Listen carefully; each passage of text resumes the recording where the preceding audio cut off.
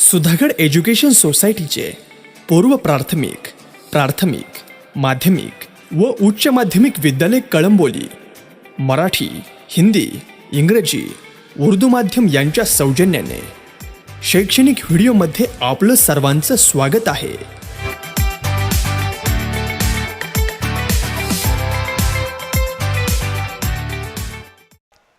नमस्ते छात्रों, कैसे हैं? आज बहुत दिनों के बाद हम मिले हैं। आज हम एक ऐसा पाठ लेकर आए हैं कि आप बैठे बैठे बोर हो गए हैं, सबको लगता है बाहर जाना है।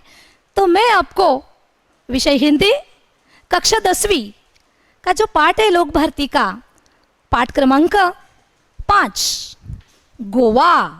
गोवा जैसा मैंने देखा, लेखक है विनय शर्मा।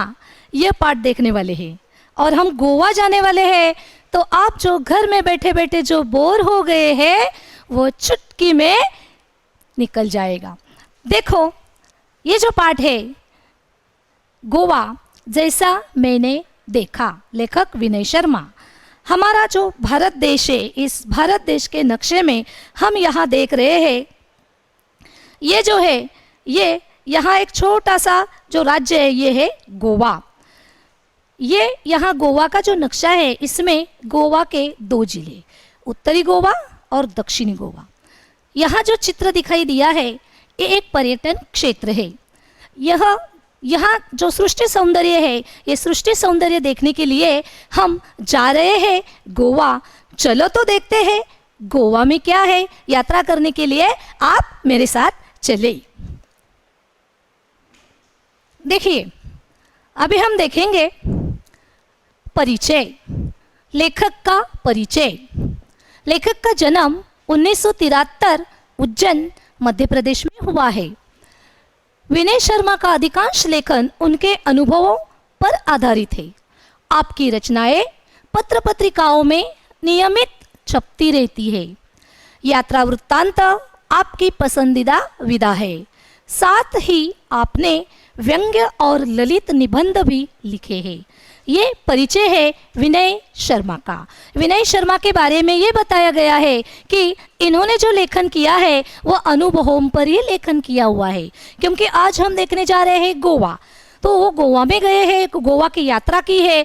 तो उस यात्रा करते वक्त उन्हें जो अनुभव आया है, उन्होंने जो देखा है, वो अनुभव वर्णन के साथ उन्होंने इस पाठ में लिखा है। इसीलिए ज़्यादातर लेखन उन्होंने अनुभवों के आधार पर ही लिखा हुआ है। इनकी जो रचनाएं हैं, इनके जो लेख है, यह पत्र पत्रिकाओं में छपते आए हैं। जैसे समाचार पत्र में आपने अगर एक कविता लिखी तो वो छप कर आती है, आएगी, उसी तरह इनकी भी पत्र पत्रिकाओं में रचनाएं छप कर आती है।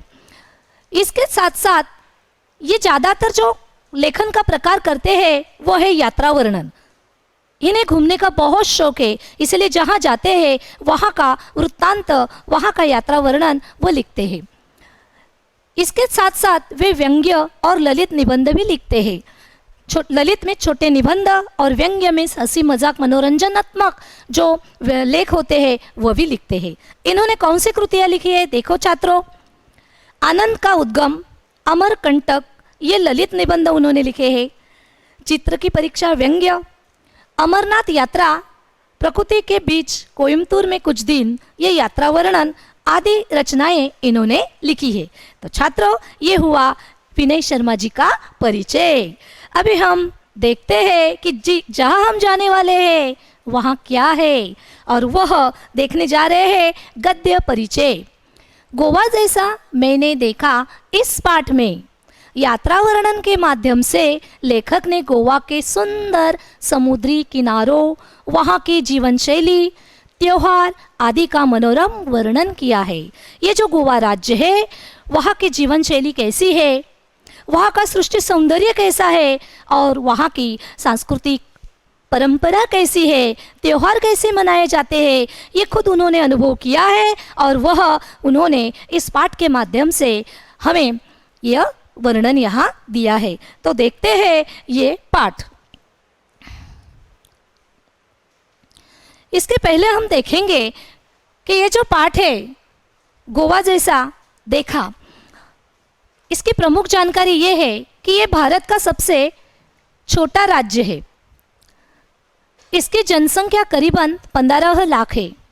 इनकी मुख्य भाषा कोंकणी है।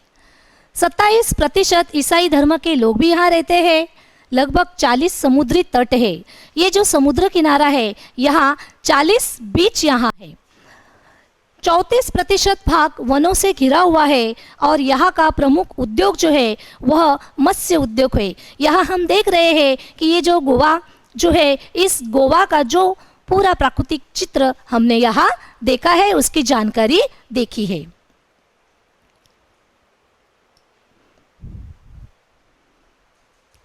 चलो तो हम पाठ शुरू करते हैं। हम गोवा चलते हैं।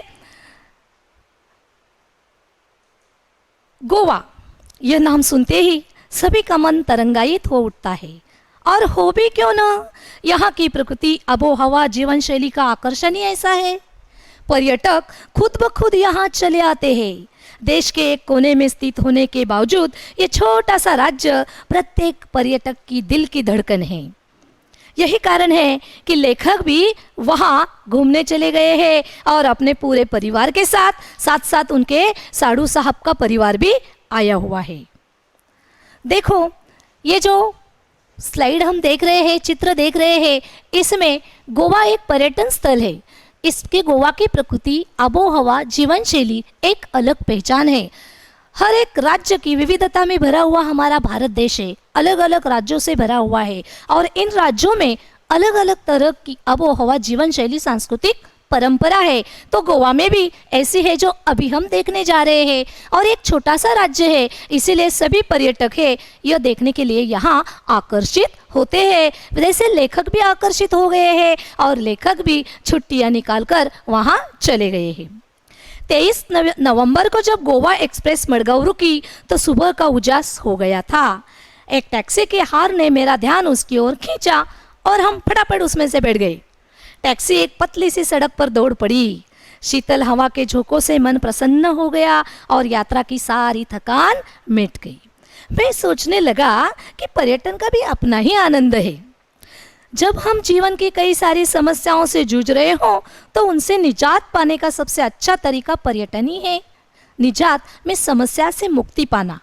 बदले हुए वातावरण के कारण तरोताज़ा मन हो जाता है और शरीर कुछ समय के लिए आराम हो जाता है, शरीर को विश्राम मिल जाता है।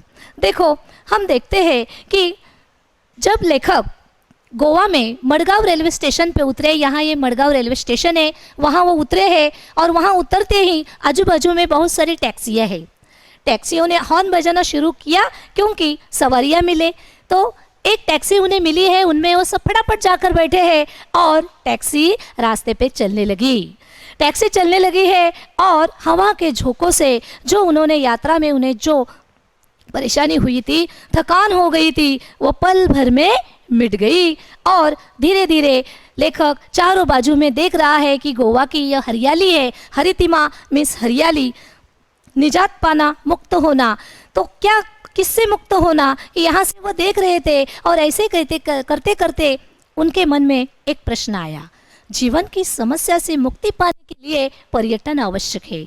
वो चार लेखक है, लेखक कहीं भी जाए, कहीं भी उसकी नज़र जाए, दृष्टि जाए तो वो उस पर लिखता ही है। तो वह सोचने लगे कि अरे घूमने चले हैं, बहुत दिनों के बाद जो थकान महसूस हुई थी, जो कुछ समस्याएं थी, इस समस्याओं से मुक्त होने के लिए पर्यटन जीवन में आवश्यक ही है। कस्बा बेनालियम के रिसोर्ट में आगे गए हैं। वहाँ उन्होंने एक रिसोर्ट बुक किया हुआ था, वहाँ कमरे थे और वहाँ जाकर उन्होंने आराम किया है और कुछ शरीर को विश्राम करने के लिए उस कमरे में वह चले गए हैं, उस होटल में चले गए हैं। कुछ देर बाद हमारे टैक्सी मडगांव से 5 किमी दूर दक्षिण स्थित कस्बा बेनालियम के एक रिसोर्ट में आकर रुक गई। आगे हम देखते हैं गोवा की कुछ बातें हैं। खास बातें क्या है वो हम देखते हैं। देखो, यहाँ रिसोर्ट हमने पहले से ही बुक कर लिया था, इसलिए औपचारिक खाना पूर्ति कर हम आराम करने के इरादे अपने स्यूट में चले गए। स्यूट मिस कमरा। यहाँ ये जो पार्ट देखते समय पहले हम देखेंगे कि हम बेनालियम बीच में एक रिसोर्ट था, वहाँ चले गए हैं। इस रिसोर्ट में गए हैं, वहाँ जाकर हमने आराम किया है। आराम करने के बाद वहाँ होटल में जाकर खाना खाया है, खाना पूर्ति की है। और मैं आपको कुछ गोवा की खास बातें बता देता हूँ। देखो, यहाँ लेखक ने गोवा की खास बातें बता दी गई है। गोवा मांडवी नदी के किनारे गोवा की राजधानी पणजी शहर जो है वह स्थित है। यहाँ एक मांडवी नदी भी है। ये देखो यहाँ दिखाई दे रहा है छात्रों, ये जो मांडवी नदी है बहुत बड़ी है, समंदर जैसे बड़ी है और इसीलिए यहाँ चारों ओर हरियाली हरियाली छाई हुई है। ये नदी का क्षेत्र जो है यहाँ धूप ज़्यादा रहती है और हवा में नमी रहती है। हवा में नमी मीन्स मराठी में उसे आर्द्रता कहते हैं, लेकिन हमारे मुंबई में जैसे चिपचिपाहट होती है वैसी नमी वहाँ नहीं होती, फिर भी अच्छा लगता है। वहाँ का जो वहाँ की जो आबो हवा है वो हमें बहुत अच्छी लगती है। यहाँ हम देखेंगे कि गोवा के दो भाग हैं, एक है उत्तरी गोवा यहाँ और दूसरा है दक्षिणी गोवा। और इस गोवा की राजधानी है पणजी। यहाँ की और जो विशेषताएं हैं वो क्या है वो हम देखते हैं। ये विशेषताएं है कि यहाँ खूबसूरत रेतीले तट है। ये सफ़ेद रेत के जो तट है ये हमें वहाँ दिखाई देते हैं। उसके साथ साथ महंगे होटल भी है। तुम जाओ रहने के लिए तो हमें होटल में रुकना ही पड़ता है, तो अलग अलग तरह के हमें वहाँ के रिसॉर्ट या होटल में रुकना पड़ता है। और वहाँ का ये नदी या चारों ओर समुद्री तट ये देखकर बहुत अच्छा लगता है। उसके बावजूद यहाँ एक सांस्कृतिक विरासत भी है। जो विरासत में उत्तराधिकार जो हमें दादाजी ने बच्चों को दी हुई विरासत, वैसे ही गोवा राज्य में जो पूर्वजों ने जो सांस्कृतिक विरासत रखी है वैसे ही आज भी वहाँ दिखाई देती है। वो हम आगे देखने वाले हैं। तो चलो हम आगे देखते हैं लेखक क्या करते हैं। बेनालियम बीच पर अच्छी शाम। हम खुशी के साथ वहाँ चले गए हैं, आराम किया है। लेखक ने हमें गोवा की जो कुछ खास बातें वो भी बता दी गई है। अभी वे खुद सुबह तैयार हो गए हैं और पूरा गोवा उन्होंने घूमा है और घूमने के बाद शाम हो गई। वहाँ की ये जो बीच है बेनालियन बीच, इस बीच पर जो शाम है वो बहुत ही सुंदर होती है। कैसे सुंदर होती है उसका प्रत्यक्ष वर्णन हम देखते हैं। आप भी चले क्योंकि बहुत ही खूबसूरत तथा शांत जगह है बेनालियम। दिन भर की थकान तथा उमस भरी गर्मी के बाद शाम को बीच पर जाना बड़ा अच्छा लग रहा था। सब लोग दिन भर गोवा घूमे थे, इसलिए शाम को वह बीच पर जाने वाले हैं, इसलिए उन्हें बहुत अच्छा लगा था। रिसॉर्ट से बीच की दूरी पर 1 किलोमीटर ही थी, फिर भी ऐसा लगता था कि कब ये बीच आने वाला है, कब ये बीच आने वाला है। ये उत्साह मन में भरा रहा था और अचानक हमें लहरों की आवाज़ सुनाई दी और मैंने देखा कि ये जो समंदर है वो मेरे सामने ही खड़ा है और मैं जल्दी जल्दी जाकर उस समंदर से लिपट गया। देखो यहाँ तुम्हें दिखाई देगा ये बेनालियम बीच है। यहाँ से यहाँ तो चित्र है, चित्र में दिखाई देता है ये समुंदर की लहरें हैं। समुंदर की लहरों की आवाज़ लेखक के कानों पर आ रही थी और लेखक को ऐसा लग रहा था कि मैं कब वहाँ जाता हूँ। और ऐसे चलते चलते चलते वो बीच आ गया। बीच में वो चले गए, पानी में वो समेट गए, समुद्र से वह लिपट गए। खुद जाकर सभी दौड़ गए हैं। उसके साथ साथ क्या हुआ है देखो बच्चों कि लेखक के बच्चे हैं वह तट पर खेल रहे थे। ये ऐसा खेल खेल रहे थे कि यहाँ एक रेत है, इस रेत को अपने पैरों पर उसका घर बनाते थे। सबको अच्छा लगता है, कहीं जाए तो खेलना वगैरह बहुत अच्छा लगता है। तो इनके बच्चे भी यहाँ क्या कर रहे थे, रेत के घर बना रहे थे। अभी ये रेत के घर बनाते थे, लेकिन क्या हुआ था, ये जो लहर है वो जोर से आती और उस रेत को, उस घर को निगल लेती। निगल लेना, तोड़ देना। ये लेखक खुद आनंद लेता था सृष्टि का, लेकिन ये भी देख रहा था। लेखक की नज़रों से ये छूटा नहीं। उन्होंने क्या कहा कि ये जो बच्चे हैं देखो क्या कर रहे हैं कि मनुष्य के जीवन में आशावाद महत्वपूर्ण है। इनको क्या आशा है, देखो यहाँ घर बनाया है, इसका घर टूटा है, फिर भी वह फिर से वह रेत को इकट्ठा कर रही है। मीन्स बच्चों के मन में आशावाद है। मनुष्य को जीवन में कभी भी निराश नहीं होना चाहिए। छात्रों, आशावाद जीवन में हमें यश के द्वार पर ले जाता है, इसलिए कभी भी निराश मत होना। ये जीवन का एक सूत्र है। ये सूत्र लेखक को यहाँ पता चला है और लेखक ने कहा कि मनुष्य को आशावादी रहना चाहिए। शाम गहराने पर हम किनारे बैठ गए। शाम गहराना मीन्स शाम होना। हम किनारे पर बैठ गए हैं। मानो हर लहर कह रही हो कि बनने के बाद मिटना ही नियति है, यही जीवन का सत्य है। परिवर्तन जीवन का नियम है। जन्म होता है, मृत्यु भी होती है, नवीनता है, पुराना है, नवीनता है, पुराना है। उसी तरह ये समुंदर में हमें दिखाई देता है कि एक लहर पहले यहाँ आई हुई है, ये जो लहर है ये मिट गई है, तो दूसरी लहर यहाँ आती है। तो ये समुंदर के लहरों का आना जाना ये देखकर लेखक ने कहा है कि जीवन का सत्य क्या है, कि मनुष्य को जीवन और मृत्यु के बाद जीवन, ये जो परंपरा चलती आई है, सुख के बाद दुख, दुख के बाद सुख, ये आना ही रहता है। तो वो बैठे बैठे तट के किनारे यही सोच रहे थे। आगे देखो बच्चों कि इस बेनालियम बीच पर अच्छी शाम उन्होंने कैसे बिताई है। यहाँ का एक मज़ेदार दृश्य उन्होंने हमें दिखाई दिया है। और वो कौन सा दृश्य है, तो यहाँ एक चित्र दिखाई दे रहा है आपको। ये जो पक्षी है, ये पक्षी यहाँ आए हैं, किस लिए आए हैं, कि अपने भक्ष को पकड़ने के लिए आए हैं, मछलियाँ पकड़ने के लिए आए हैं। और मछलियों का शिकार जब ये करने के लिए आते हैं तो वहाँ बहुत सारे कुत्ते भी बैठे हुए दिखाई देते हैं। और ये जो कुत्ते हैं वो कुत्तों को क्या इंतज़ार है कि कब ये पक्षी मछली को पकड़ने के लिए नीचे झुकते हैं और हम उसे पकड़ते हैं। तो इसी तरह ये कुत्ते उन पर झपट पड़ते हैं, लेकिन बेचारे कुत्तों के हाथ में ये पक्षी नहीं आते, वो देखते रहते हैं और पक्षी उड़ जाते हैं, टी टी टी करके उड़ जाते हैं। तो ये दृश्य सैलानियों के लिए देखने के लिए बहुत अच्छा लगता है।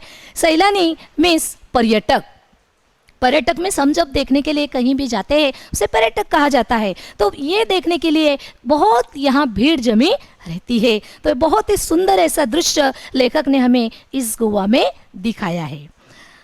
उसके बाद पक्षियों का बैठना, कुत्तों का दौड़ना, पक्षियों का टीटी कर उड़ जाना, ये दृश्य देखकर हमारा बहुत ही अच्छी तरह से मनोरंजन हो रहा था। इतने में सूर्य देवता ने विदा ली। सूर्य देवता का अस्त हो गया, विदा लेना, हमसे वो दूर चले गए। चंद्रमा की चांदनी में नहाकर समुद्र का नया चेहरा आने लगा। अब समुद्र स्याह और भयावह दिखने लगा।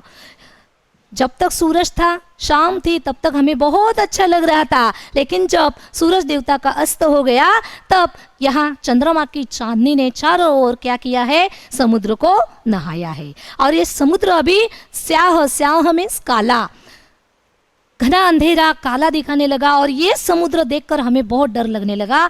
समुद्र का ये रूप भी भयावह लगता है, जो सुबह देखकर बहुत अच्छा लगता है। तो इसी तरह लेखक ने ये जो बेनालियम बीच है, इस पर किस तरह वो आगे गए हैं ये दिखाने की कोशिश की है। फिर से हम देखते हैं बेनालियम बीच की विशेषताएं। प्रश्न आया तो हम लिख सकते हैं शांत और सुंदर जगह, किनारे पर पक्षियों का उड़ना, सुंदर नज़ारा होता है, खूबसूरत समंदर है, मछली पकड़ते हैं, पक्षी स्थानीय बाजार में बेचे जाते हैं, जो मानव वहाँ के जो मनुष्य है वो मछुआरे मछली पकड़ते हैं और स्थानीय बाजार में बेचते हैं, और यहाँ की निर्यात बाहर नहीं होती। और ये जो समंदर है ये उथला है, बहुत सारी रेत यहाँ है। अगले परिच्छेद में हम दो बीच है उसका ये जो फर्क है वो देखने वाले हैं। आगे देखो, अगले दिन हम बस से गोवा घूमने के लिए चले गए। वैसे घूमने फिरने के लिए यहाँ बाइक मिलती है, बाइक में बैठकर चारों ओर का सृष्टि सौंदर्य देख सकते हैं। लेकिन लेखक ने सोचा कि नहीं, बच्चे साथ में है, परिवार है, तो चलो बस में ही चले जाते हैं। तो लेखक बस में ही चले गए हैं। बस में चले गए, उसके बाद उन्होंने चारों ओर देखा कि भोजन कहाँ मिलेगा, क्योंकि शाकाहारी भोजन उन्हें चाहिए था। सुस्वादु मीन्स स्वादिष्ट भोजन या शाकाहारी भोजन, वह भोजन उन्हें खोजते खोजते बहुत 2-4 होना पड़ा। मीन्स बहुत समस्याओं को उनके झेलना पड़ा है, बहुत भटकना पड़ा, तब उन्हें वो भोजन मिला है। और वो भी मिला तो किस्मत में खर्चा ही ज़्यादा हो गया। जेब ढीली हो जाना मीन्स खर्चा ज़्यादा होना। यह समस्या हमें पहली थी, पता ही थी, इसीलिए अपने रिसोर्ट के सूट में उपलब्ध किचन में ही भोजन करते थे। हम क्या करते थे, पूरे दिन घूमते थे और जहां हम उतरे हुए थे वहां जाकर भोजन करते थे। इसी तरह लेखक ने वहाँ के खाने के बारे में बताया है कि बच्चों की वजह से बस में घूमने के लिए वह चले जाते हैं और सी फूड अधिक है, इसीलिए शाकाहारी भोजन की समस्या वहाँ बहुत है, इसलिए वह जहाँ ठहरे हुए हैं वही भोजन करते थे। तो जब वह चले गए हैं, खाना खाने के बाद निकले हैं, तो सबसे पहले वह गए हैं अंजुना बीच। ये जो अंजुना बीच है, यहाँ ये चित्र दिखाई देता है, ये अंजुना बीच पथरीला है। किस तरह का है ये हम देखेंगे। नीले पानी वाला, पथरीला, खूबसूरत और फिसलने का डर इस बीच में ज़्यादा होता है। कैसे? यहाँ फिल्मों की शूटिंग होती है, लंबी पहाड़ी है जहाँ से बीच का मनोरम दृश्य हम देख सकते हैं, जहाँ यहाँ युवकों का दल मस्ती में रहता है। ऐसी विशेषता इस अंजुना बीच की हमें दी गई है। फिर भी हम देखते हैं यहाँ नीले पानी वाला और पथरीला। अभी पथरीला आप कैसे कहेंगे कि ये जो बीच है यहाँ तुम्हें रेत नहीं दिखाई देगी, तो चारों ओर पत्थर दिखाई देंगे, क्योंकि यहाँ का जो समंदर है वह खोल है, ऊंचाई से खोल है। वहाँ की लहरें बहुत जोर से आती है और उस पत्थर पर टकराती है। पत्थर को टकराने से क्या हुआ है, पत्थर जो है वो टूट गया है और टूटने से पानी उसमें भरा हुआ रहता है और इससे क्या होता है कि वहाँ फिसलन होती है। जब आप चलने जाते हैं तो फिसल कर ऐसे गिर सकते हैं। इसीलिए जो पिताजी होते हैं, माँ होती है, वो अपने बच्चों को वहाँ का दृश्य का आनंद लेते लेते बच्चों की ओर उनका ज़्यादा ध्यान होता है। उनको वो निर्देश देते हैं कि बच्चे गिर न जाए। फिर भी जीवन संघर्षों से भरा हुआ है, यह वो बताते हैं कि उस फिसलन पर अगर बच्चे गिर गए तो क्या करेंगे। फिर भी आनंद है, वो आनंद लेना है, तो ये फिसलन भरी जो क्यों ना ये पत्थर हो, फिर भी वहाँ से जाने का हम मोह दूर नहीं कर सकते। अभी हम देखेंगे ये जो पर्यटक है, ये पर्यटक यहाँ चले जाते हैं, समुद्र किनारे जाते हैं, लेकिन बेनालियम बीच और अंजुना बीच, इन दोनों में अलग अलग विशेषता है। बेनालियम ने हमने ये देखा था कि वह रेतीला है, वह ज़्यादा खोल नहीं है, वहाँ मछली पकड़ते हैं और मछली पकड़कर स्थानीय बाज़ारों में बेचते हैं। जैसे पिछली वाली स्लाइड में हमने देखा था कि ये मछली पकड़कर वहाँ के स्थानीय बाज़ार में बेचते हैं, निर्यात करते नहीं। निर्यात करना मीन्स दूसरे राज्य में या दूसरे देश में वह निर्यात नहीं करते, वहाँ के स्थानिक बाजार में वह बेचते हैं। लेकिन ये जो है इसमें क्या करते हैं,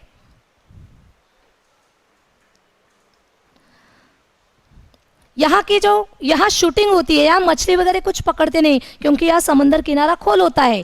तो यहाँ बड़े बड़े हॉलीवुड के फिल्मों की शूटिंग यहाँ होती है। दोनों बीच में व्यापार होता है, लेकिन अलग अलग तरह का व्यापार इन दोनों बीचों में होता है। घूम फिर कर शाम को हम कलिंगवुड बीच पर पहुंचे। आगे देखते हैं कलिंगवुड बीच। ये जो कलिंगवुड बीच है ये किस तरह का है ये हम देखेंगे। यह काफी रेतीला और सबसे बड़ा 3 से 4 किलोमीटर फैला हुआ है। ये जो बीच है बहुत ही रेतीला, बहुत बड़ा, और ये 3 से 4 किलोमीटर ऐसा दूर है, लंबा है। ये जो बीच है यहाँ बहुत सारे पर्यटक आते हैं। देखो पर्यटकों की संख्या ये चित्र में आप देख रहे हैं, बहुत सारे पर्यटक यहाँ आते हैं। और ये जो पर्यटक है, यह पर्यटकों की वजह से वहाँ के स्थानिक लोग हैं, वहाँ बहुत सारे व्यवसाय करते हैं और ज़्यादातर ज़्यादा व्यवसाय इस बीच पर चलते हैं।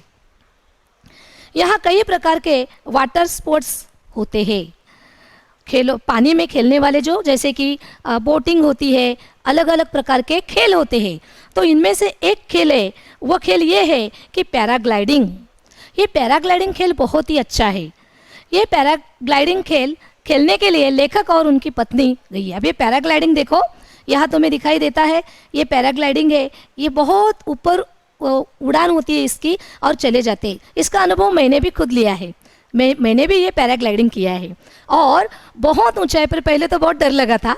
जिस तरह लेखक को डर लगा है उसी तरह मुझे भी डर लगा था। और लेखक ने कहा है कि लेखक और उनकी पत्नी दोनों डर रहे थे और खुश भी थे। डर रहे थे ऐसा कि हम नीचे गिरेंगे तो नीचे का नज़ारा बहुत ऊंचाई पर चले जाते और नीचे पूरा समंदर। उसी तरह खुश इसलिए हो रहे थे कि ये रोमांचक दृश्य वे पहली बार देख रहे थे। तो मैं मेरा अनुभव बताती हूँ कि मैंने भी ये पैराग्लाइडिंग किया था और मैंने भी ये दृश्य देखा। पहले मैं डरी हुई थी, लेकिन जब ऊंचाई पर गई और नीचे मैंने देखा तो नीचे नदियाँ, पहाड़, एक प्रकृति का सुंदर दृश्य मैंने अपने जीवन में किया इस खेल में।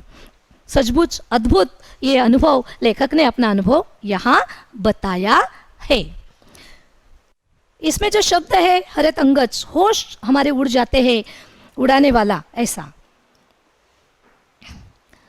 उसके बाद लेखक कहते हैं कि वह चले गए हैं कोलवा बीच।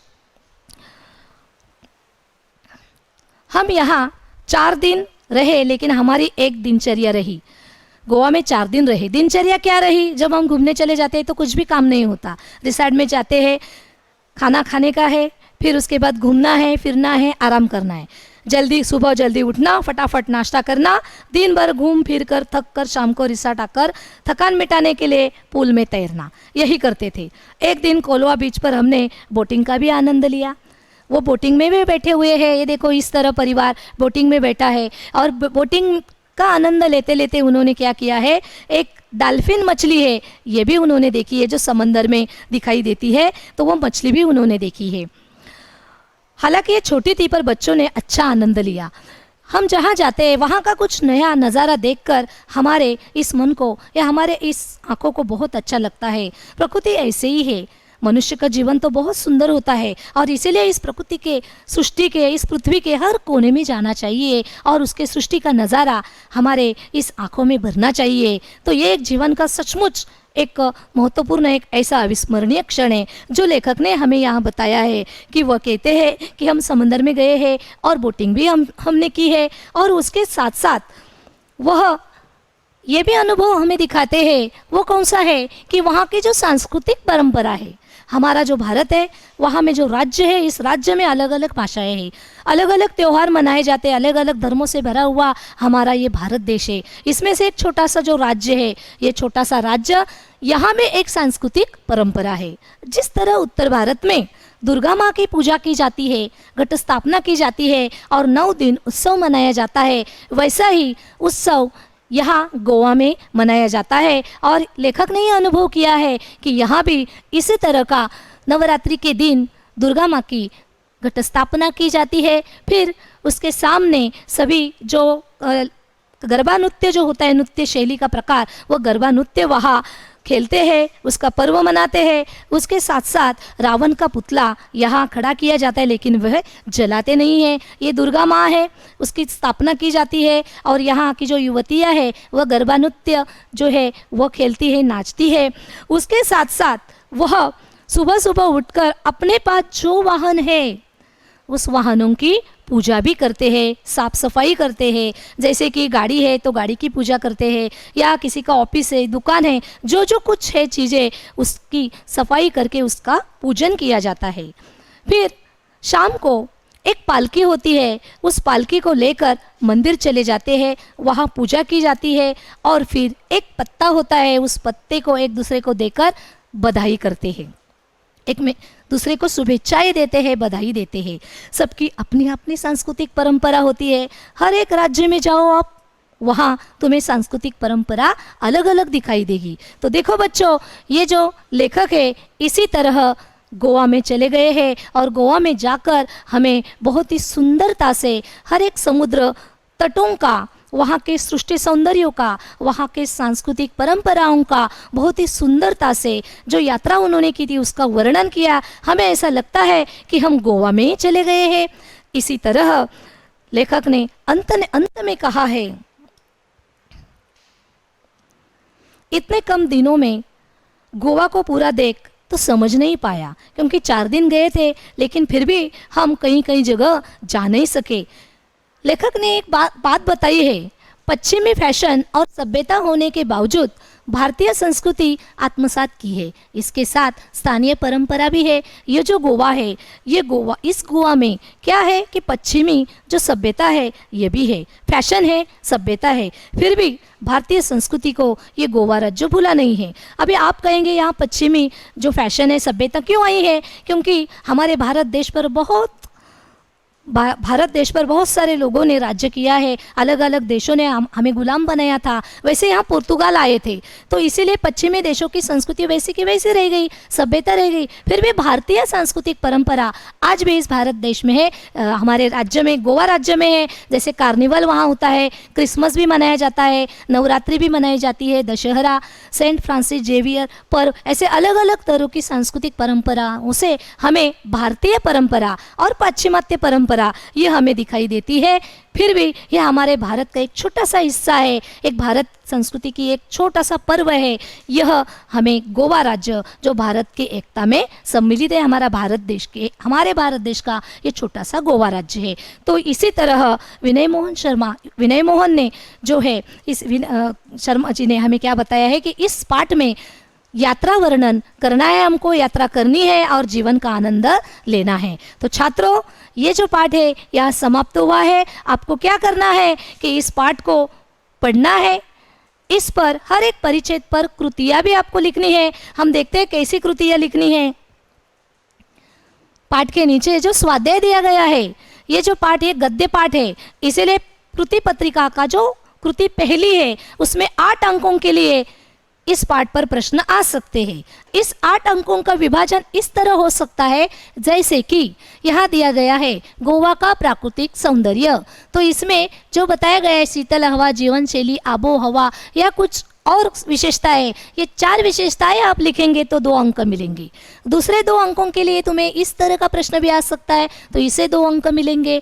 और उसके साथ साथ तुम्हें शब्द भंडार भी आएंगे। शब्द भंडार में एक दृश्य शब्द दिया गया है, तो इसमें बताया गया है कि इसका उपसर्ग आपको लिखना है, इसका प्रत्ययुक्त शब्द लिखना है जैसे दृश्य, उसके बाद या पर्यायवाची शब्द लिखना है, नज़ारा, समानार्थी शब्द, तो आपको विलोम शब्द भी लिखना है। तो इसी तरह आपको 2 अंक। और अंत में जो प्रश्न है, प्रकृति का सुंदर वर्णन आपके मन से लिखिए, या गोवा क्या आप गए हुए जहाँ भी आप घूमने गए हैं वहाँ का वर्णन अपने शब्दों में लिखिए। तो ये वर्णन भी आप अपने शब्दों में लिखते हैं, उसे 2 अंक। ऐसे अभिव्यक्ति के लिए 8 अंकों का ये स्वाध्याय दिया जाता है कृति पत्रिका में प्रश्न क्रमांक 1 में। आपको घर में बहुत ही प्रैक्टिस करनी है और कॉपी में लिखना है और हर बार की तरह मुझे भेजना है। धन्यवाद।